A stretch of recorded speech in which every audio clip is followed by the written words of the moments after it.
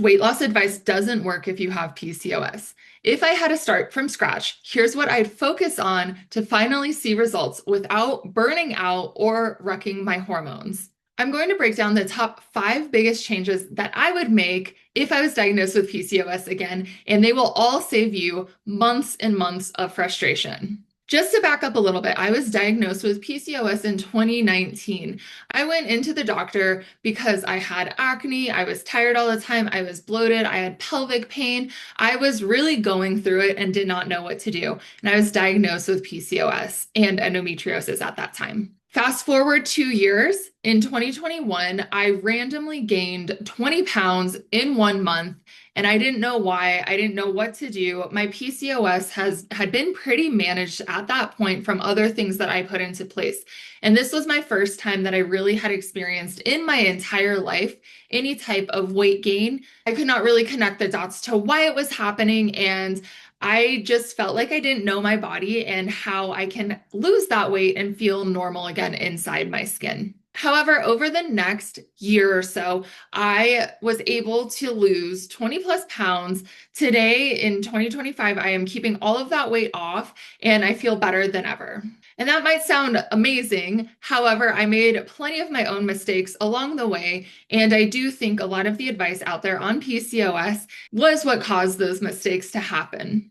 So if I was looking to lose weight again with having PCOS, here are the 5 things that I would focus on that is specific to PCOS.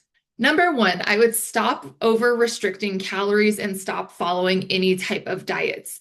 When you look at anything, whether it is on Dr. Google or a Facebook group or whatever, everything is telling you need to eliminate these food groups, you need to eat these, you need to have this tea, you need to do X, Y, and Z.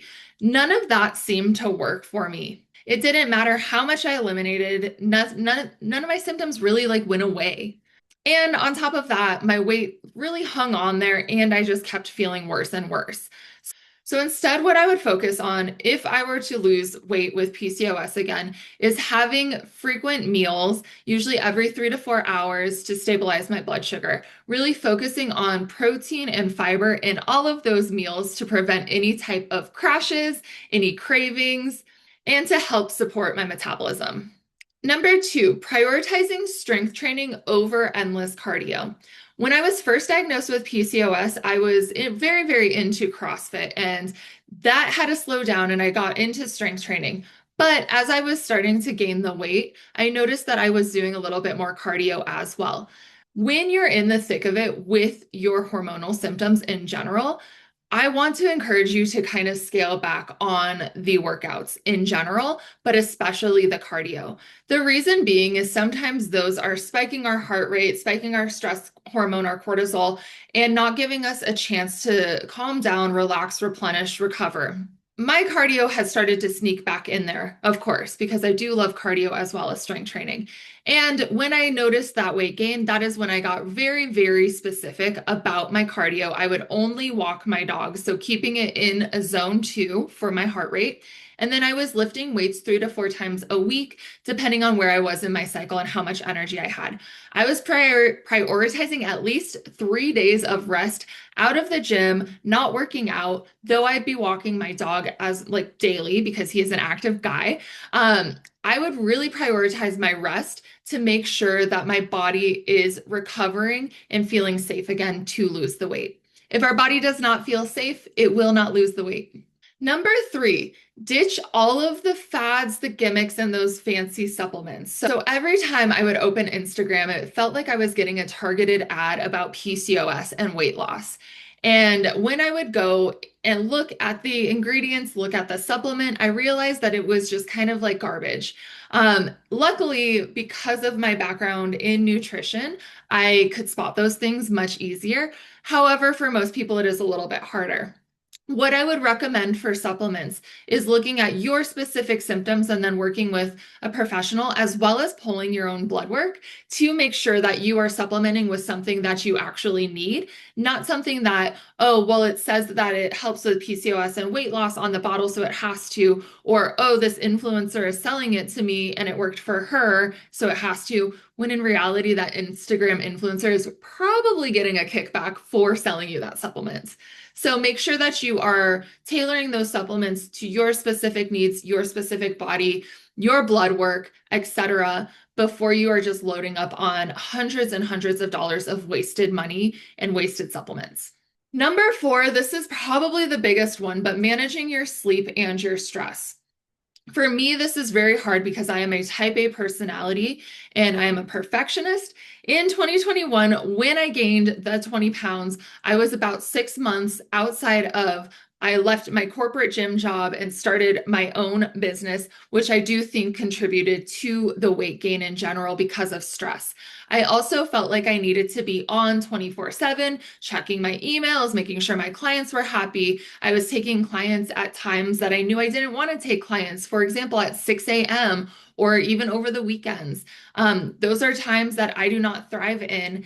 And I had promised myself with leaving the corporate gym that I wasn't going to do again. And I caught myself slipping and I was doing it again, which I do believe led to my weight gain.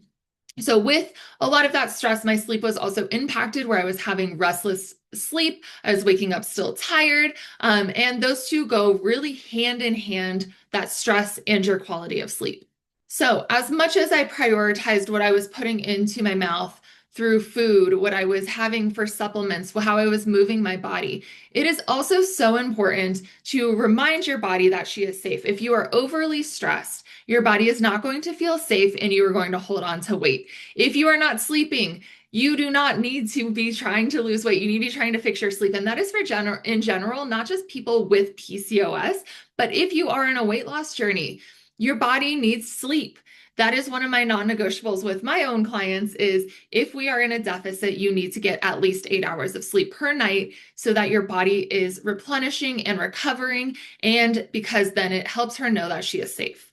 And number five, use more metrics than just the scale to track your progress.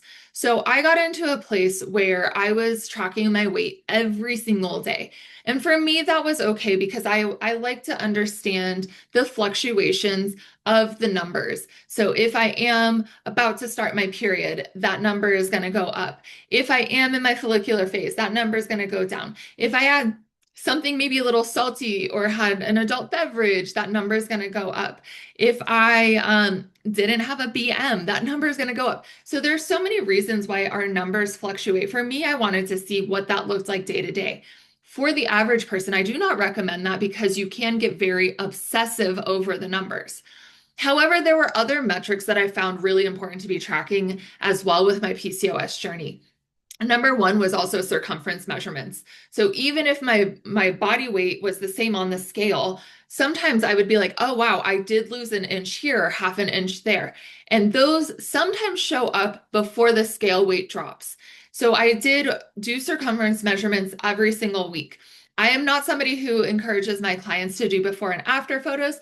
I did for myself just because I was curious of where I was holding the weight because it did feel like it just kind of happened overnight. And so I wanted to see where I would lose first, how that looked, etc.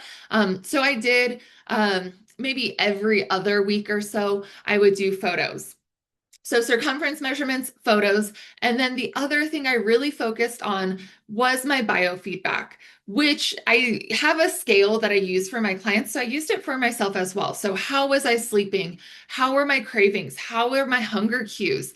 How were my stress levels? I would give myself all of these ratings to see how things were improving or if things were still kind of on the low end. And that gave me signs too of, oh, no, I'm on the right track, or these other areas still need a little bit of TLC before my body is going to lose this weight.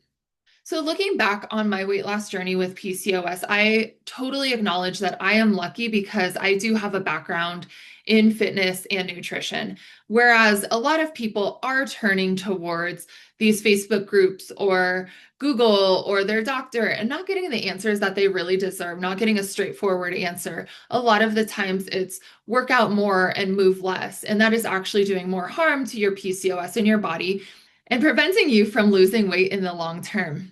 So if I was going to do it all over again, I would focus on just these 5 things, just making sure that I'm consistent, making sure that they feel good for me, and I'm checking in regularly with my body and keeping track of my progress.